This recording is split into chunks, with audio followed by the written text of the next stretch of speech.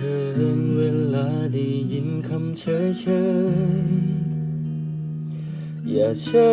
ทำเป็นไม่เคยสนใจอาจฟังเป็นคำไม่ชินหูใครบางคนอยากจะใช้คนที่บางอย่างคล้ายๆเราอาจเป็นเพราะเราเข้าใจกันมานาน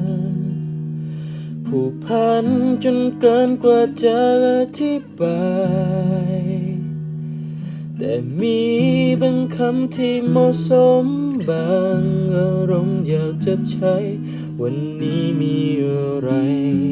จะบอกก็คิดอยู่นานจะหวานจนเธอว่าเฉยหรือเปล่าไม่เหมือนแบบของเราแต่มือกันเพียงเบาๆก็รู้กัน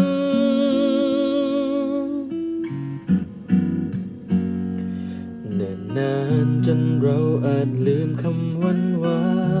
นแต่รู้ว่ามันอยู่ใน